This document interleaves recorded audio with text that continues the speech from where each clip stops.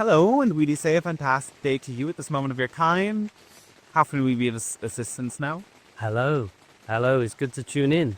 And here we are, unusually in the same part of time and space. And it's raining, so I hope the background noise is not too much. But I wanted to ask about the solstice, which has just happened, and the changing energies that are in our planet right now. Well, the solstice is the time of the peak of the lights, and as you have the longest days and often the brightest days, this is a moment to allow the light in, allow the light to saturate and illuminate the places within you that may still be holding on to darkness. And as the light enters those places, you expand your own awareness of yourself, perhaps seeing things that were hidden and reflecting upon those patterns so that you may move forward through the next cycle as you move towards the darkness, ever aware of what those shadows might be, of what those limitations may be, so that you can find ways to adjust and develop new beliefs and attitudes about yourself and about this reality, maximizing your potential, and having the brightest and most brilliant experience. Each year, as you reach these critical moments, there can be many pivotal shifts that take place for many. Those of you who observe the cycles and the movements of the sun and the moon can deepen in your personal growth through witnessing what these changes are for you. There are also many different changes happening for your planet. According to the planets, all of these different experiences, they reflect at this time that your world is moving into a cycle of some challenge, as there are many different conflicts emerging.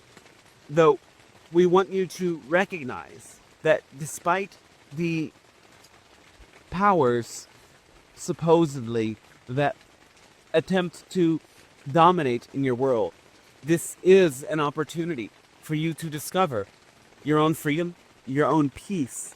And by creating a space of peacefulness within your own life, you become the remedy for these events in your own ways. That's great. What do you see in the future timeline? And it's 2025. What do you see that we can expect or welcome in this year? This may be a year of continued strain in some political areas. You might experience greater division, greater tension between certain opposing factions. And this division is really a way for many to explore the idea of self and boundaries, coming to know what they stand for. Of course, it is exaggerated and used in a very distorted way in the political arena, but you may find that in your personal lives, the importance of knowing your own boundaries becomes ever more present at this time. And this is also an opportunity to deepen into connection. There needs to be a strengthening of your connections with each other in order to usher in this new era, this time of greater consciousness, heart-centered consciousness, love-based consciousness. It cannot happen unless you love one another. Though you must first love yourselves, as you know, and part of this process is about knowing what works for you and what doesn't. And so consider every conflict that you encounter to be an exploration of this. What works for me and what does not? What do I stand for and what do I not? Sometimes you might find that you make trade-offs or compromises, and this can be helpful, but not when you are willing to sacrifice something that is actually very dear to you. And all of these experiences allow you to come to understand what is negotiable and what is not. And so this is a theme that collectively many of you are exploring. You are also exploring a deeper connection with what it means to be human, as there is the expansion of many technologies called artificial intelligence that are troubling some, though they will not really go away. The truth is that they will change many careers, many different businesses and fields of employment and so on. They will change the way that you work and think fundamentally.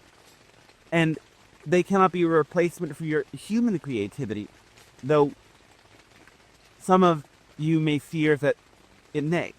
Really, these technologies point you to come to understand, what does it really mean to be human? What can a human do that a machine cannot?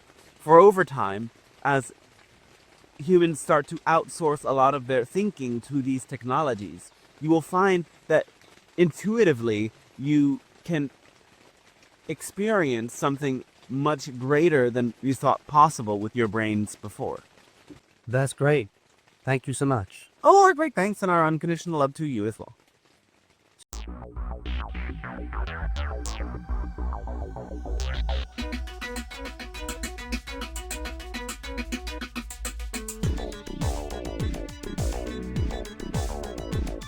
On the spaceship of Babel, we are gliding through the stars on a 5-year mission beyond Jupiter and Mars. A celestial encounter on a future Noah's Ark, and you won't hear us coming if you whisper in the dark. There's an Ewok close behind me as we try to disembark here. Obi-Wan Kenobi as we whisper in the dark.